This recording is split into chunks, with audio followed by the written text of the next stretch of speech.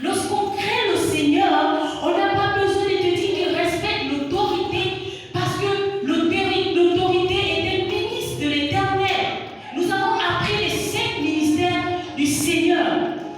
Alléluia. Lorsque on craint le Seigneur, on n'a pas besoin de te dire de respecter ton prochain ou ton responsable. Cela coule, c'est une sagesse qui s'implique au-dedans de toi. Mais pourquoi on ne respecte pas le sacerdoce? Pourquoi on ne respecte pas les ministres que le Seigneur nous est placé? Pourquoi on ne respecte pas notre prochain? Parce que l'Église au Gabon a détruit la crainte. Alléluia. Amen. Lorsque nous avons découvert tous ensemble les livres des apôtres 2, n'est-ce pas, qu'on nous est donné à 41-42, les apôtres craignaient Dieu. Ils ne faisaient rien au parti pris. Ils avaient la crainte de Dieu. Ce matin, tu es venu en disant qu'elle va parler du mariage et ceci, cela. Lorsque tu as la crainte de Dieu, même dans ton foyer, tu respectes celui que le Seigneur a placé à tes côtés. Il y a une manière de s'exprimer devant les aînés. Lorsqu'on a la crainte du Seigneur, on n'a pas besoin de te dire d'être droit. On n'a pas besoin de te dire laisse la convoitise. Lorsqu'on a la crainte de Dieu, ça coule. Parce que c'est Dieu en toi. Alléluia. Nous allons découvrir tous. C'est quoi la crainte?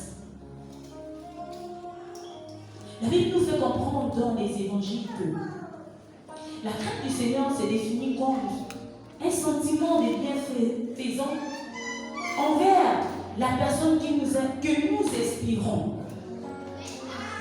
Alléluia. Tu aspires à qui? Si la personne que nous aspirons ici, tout ce qui nous est réuni, c'est la personne, à savoir la personne de Jésus-Christ de Nazareth. Alléluia.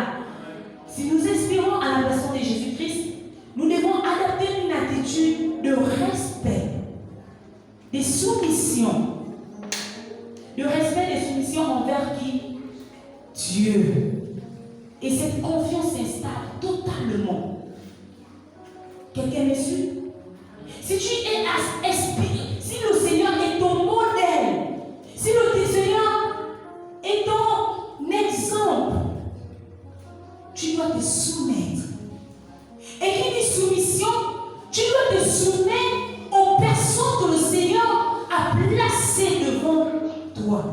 Cela ne dépend pas de leur capacité. Cela ne dépend pas de leur niveau d'études, qui sont sales, qui sont belles. Soumets-toi parce que tu aspires à Jésus.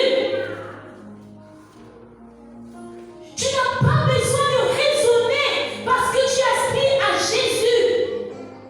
C'est alors que la sagesse coule en toi. Alléluia. Il dit la soumission envers Dieu, à savoir la confiance en sagesse et en puissance et en amour. Si tu n'as pas la crainte du Seigneur, tu ne peux pas avoir l'amour du Seigneur. Tu ne peux pas avoir l'amour envers ton frère. Regarde ton frère et dis à mon frère, nous sommes hypocrites. Parce que si nous ne aimons pas Dieu, si tu n'as pas la crainte de Dieu, je ne peux pas t'aimer. Parce que c'est le Christ qui me donne la capacité de t'aimer. Tu peux lire Corinthiens 13. Tu peux le proclamer chaque jour. Mais si tu n'as pas la crainte de Dieu, cela ne se fera jamais, jamais, jamais cher dans ta vie. Tu vas dire tes slogans, mais tu ne vas pas dire cela véritablement dans ta percée. La crainte de Dieu est une sagesse. Et qui dit sagesse, c'est une folie pour le monde. Le monde te dit, pour aimer, il faut aimer celui qui te fait du bien. C'est ça le monde.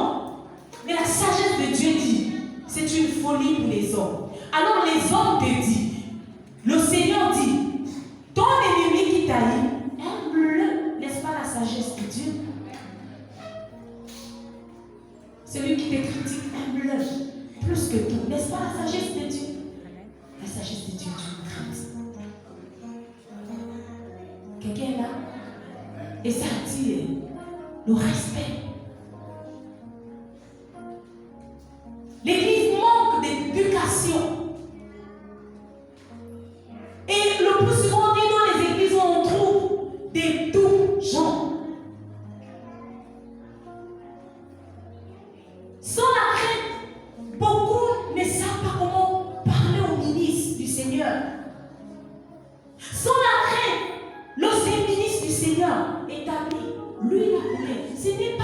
choix, qu'il est coulu, qu'il a la grosse tête, qu'il est illettré. Soumets-toi à lui qui a coulé sur lui. Soumets-toi à ce que Dieu a mis. Parce que ce n'est pas dans la tête, ce n'est pas Dieu qui choisit. Excusez-moi, ce n'est pas les humains qui choisissent, mais c'est Dieu. Dieu choisit tel qu'il est. Ça ne dépend pas des nouveaux Dieu. C'est alors que tu vas vivre la sagesse. Je prends l'exemple bête. Lorsque tu es un père ou une mère ou un aîné, est-ce qu'on se lève devant son aîné? Non. En Afrique de l'Ouest, il y a même une manière de saluer les gens. La crainte n'est pas la peur. Amen. Je dis ici, j'ai développé la crainte. Je ramène encore le point. La crainte n'est pas la peur, mais la compréhension de la connaissance de la parole. Pourquoi? Lisons dans le livre de Psaume 111, verset 10, le commencement de la sagesse. Est-ce que nous pouvons découvrir ça ensemble? La crainte du Seigneur est ma force. La Bible nous fait comprendre dans le livre de Psaume 111, verset 10, la crainte de l'Éternel est le commencement de la sagesse. Alléluia. Les gens nous disent, je suis sage. Beaucoup ont qualifié la sagesse parce que tu ne parles pas beaucoup. Non. Tu ne parles pas beaucoup. Nous, on parle beaucoup, on n'a pas la sagesse. Oh, parce que je ne parle pas beaucoup, je suis sage. Non. Détrompons-nous. C'est pas ça la sagesse. On voit sagesse agiter. On va dire, pourquoi on n'a pas donné gloire, on a donné sagesse? La sagesse, c'est pas parce que tu ne parles pas assez. La sagesse, c'est la crainte, le commencement de la crainte du Seigneur. Et je disais encore que la sagesse n'est pas la peur. Amen. La sagesse n'est pas la peur. Nous découvrons dans le livre de Genèse 3, verset 19. C'est quelqu'un qui a eu peur.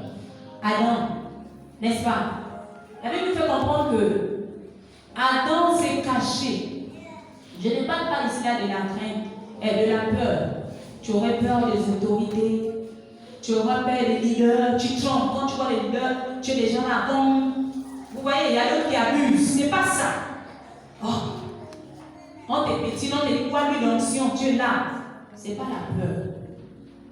Amen.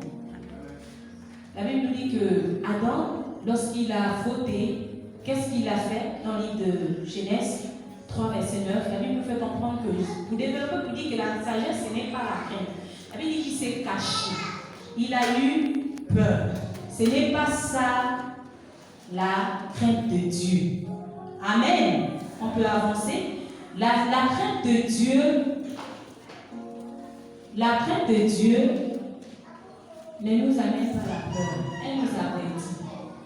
Même quand tu as fauté, le Seigneur, il est lent en compatissant. Il vient toujours faire quoi? Il avertit. Dieu n'est pas brutal. Amen. Il vient te prendre le temps de comprendre. Amen. Donc, c'est un sentiment que nous avons développé, non? Nous allons découvrir dans la Bible deux personnes. Un qui avait le sacerdoce et l'autre aussi, tous avaient le Seigneur. Amen.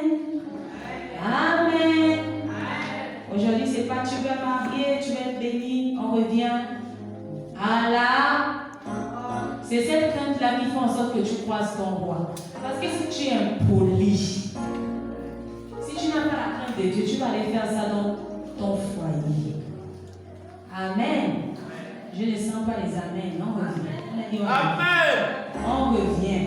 Dis à l'autre, c'est la crainte de Dieu. La crainte de Dieu. Regardez que c'est la crainte. C'est pas aujourd'hui, oh, tu le sens au miracle. C'est la crainte. C'est la crainte qui va t'introduire. La crainte, la crainte, la crainte, la crainte, la crainte. Alléluia. Et ces deux personnes, nous allons découvrir ensemble. C'est l'histoire d'Élie. Samuel qui est auprès de lui. À ce ce moment, tu as déjà vu ça. Samuel qui était auprès de lui, qui servait Élie.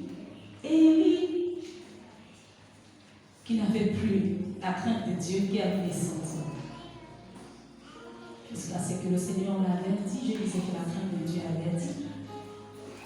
Et qu'il n'a pas obéi. Le Seigneur nous a parlé vendredi. Il a dit, l'eau des hommes. Il nous a dit, revenons, on est revenus. Alléluia. Maintenant, il nous dit ce matin, vous êtes revenus, non? Je veux vous parler de la crainte de mon nom. Alléluia. Est-ce que nous pouvons ouvrir nos Bibles? Je veux voir tout le monde avec les Bibles à papier et non des téléphones. Ceux qui n'ont pas les Bibles à la fin, l'évangéliste, on va vous acheter les Bibles. Je ne veux pas voir les Bibles. Les gens doivent voir leur Bible. Quand je vais encore parler des mots. Tout le monde avec les... Ça là, c'est bon. Ça là, on peut t'envoyer un message à quelqu'un. Tu le liseras. Amen. Donc nous allons découvrir dans le livre de Samuel, 1 Samuel 1.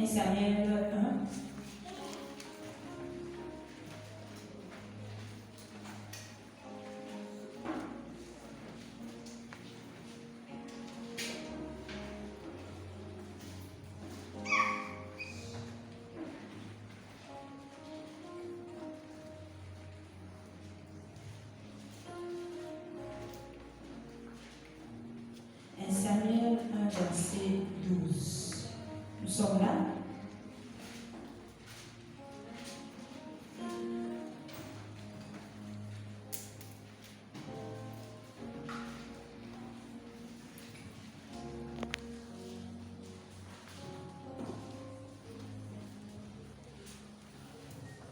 Alléluia.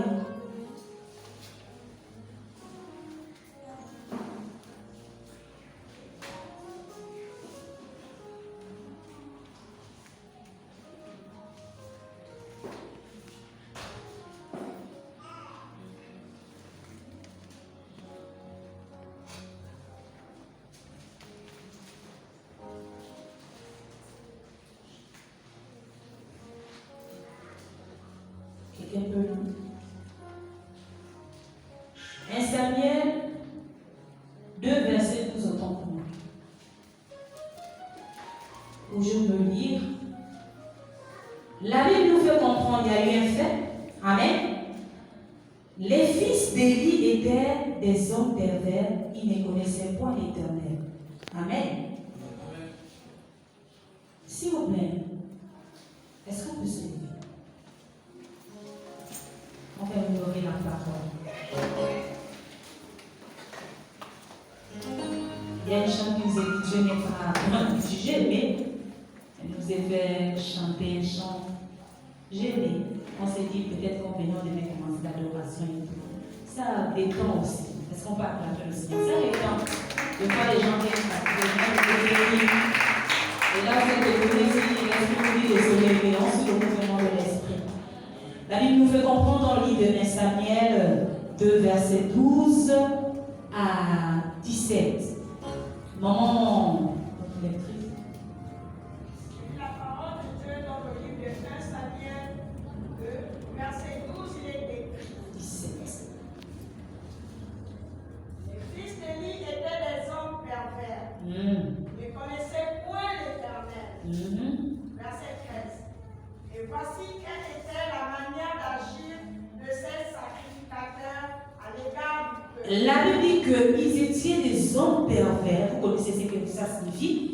Et voici, alléluia, et voici quelle était la manière précise des sacrificateurs qui étaient les enfants d'Élie. Amen. Ils étaient des sacrificateurs, n'est-ce pas? Mais en haut, nous disait qu'ils ne connaissaient pas.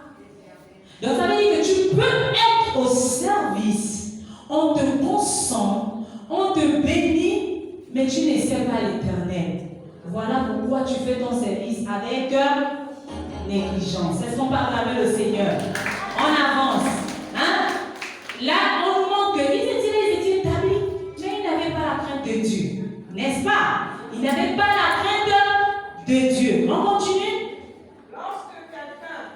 Lorsque quelqu'un offra un sacrifice parce que cette personne connaissait, avait de la crainte du Seigneur, qu'est-ce qu'il faisait?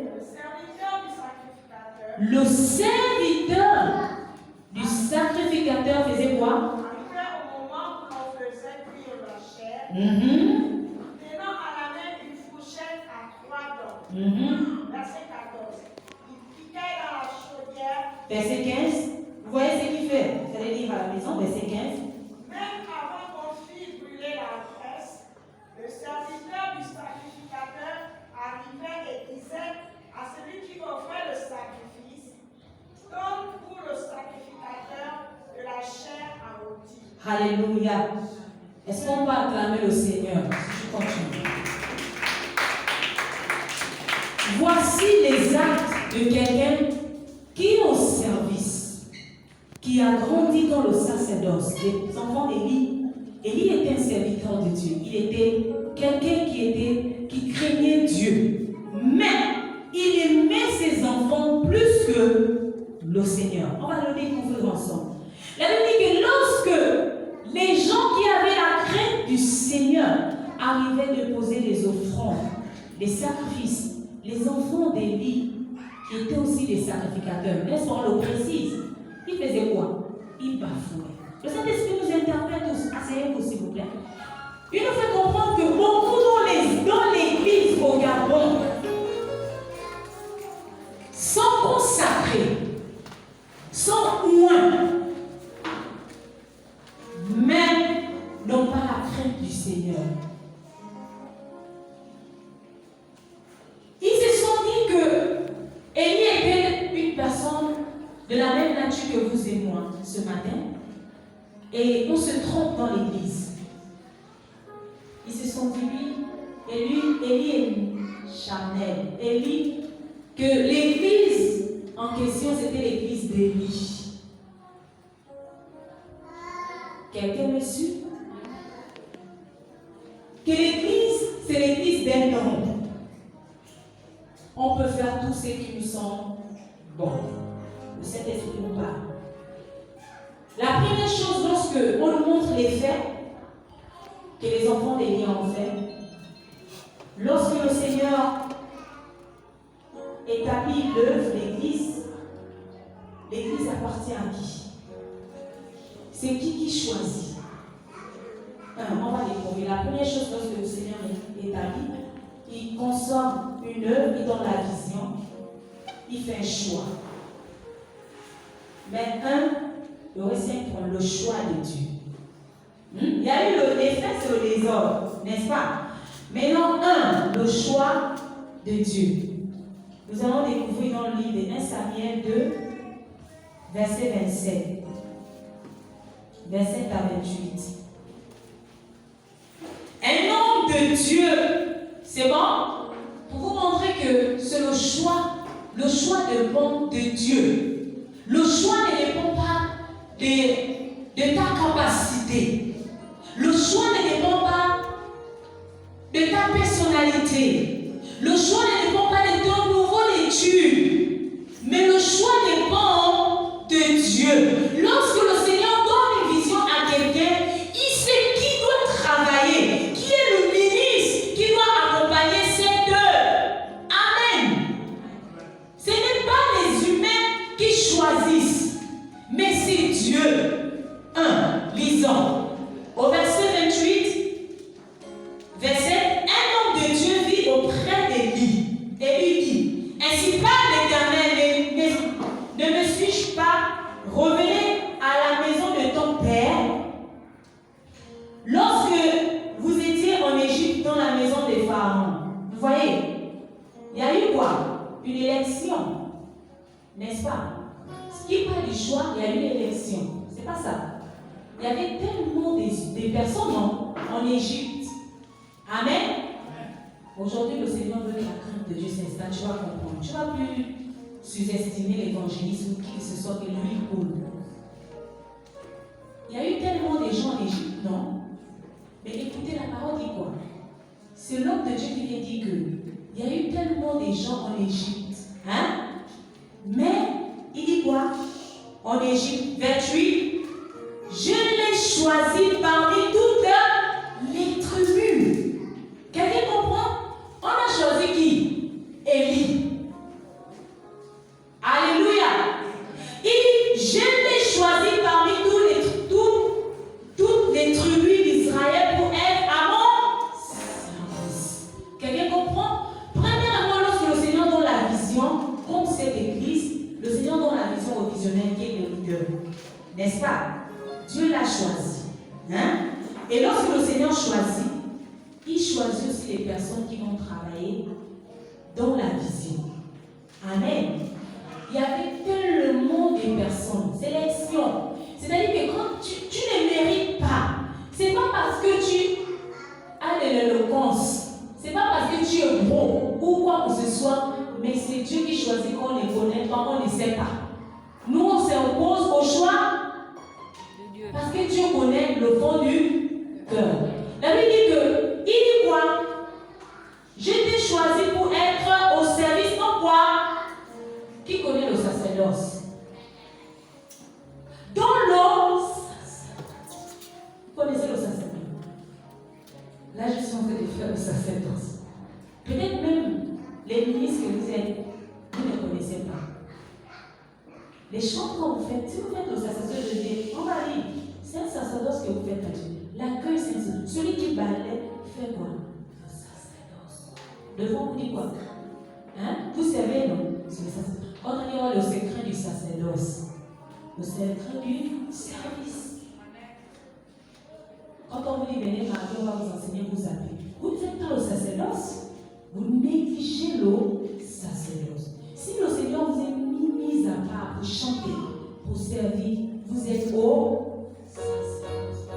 Vos regards seront très différents que celui qui est dans la crainte. J'ai été choisi parmi plusieurs. Écoutez, pourquoi? Dans le sacerdoce, pour montrer à mon autel. Vous montrez l'autel de Dieu. Il y a beaucoup qu'on néglige, on dit non, ça pas. Vous allez remarquer, on même prend la bouteille ici. Les gens négligent. L'évangéliste montre, on n'est pas pareil. Si je faute, Dieu va me taper. C'est pas pareil que Dieu va être sévère avec. Lorsque tu n'es pas établi d'être au sacerdoce, pourquoi? Pour monter à mon. Ce n'est pas n'importe qui monte à l'autel de Dieu. La crainte de Dieu. La Bible nous dit que je ne sors pas. Uza. Dans 2 Samuel, si je ne me trompe pas. La Bible dit que 2 Samuel. La Bible dit que Uza a voulu faire une bonne œuvre. On devait rentrer avec l'âge. Donc, de vous en moi. L'âge va tomber. Il a fait quoi? Il a aidé. Et ne me révéla la crainte. Il a aidé. La Bible dit qu'il est mort.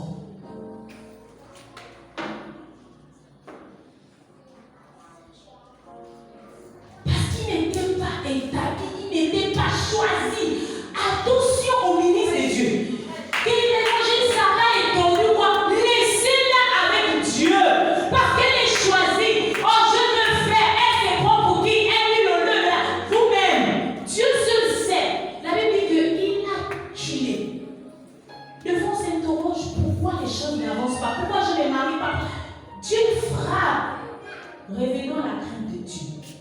Vous et moi, il a mal fait. Mais il a mal fait parce qu'il n'était pas établi. Il n'avait pas choisi. Elle dit ainsi, David a eu la crainte. Vous savez pourquoi on joue tous? C'est parce qu'on ne nous frappe plus physiquement. Mais on nous frappe spirituellement. Ce n'est pas les démons. Ce matin, je t'annonce que s'il y a des choses qui ne vont pas, ce n'est pas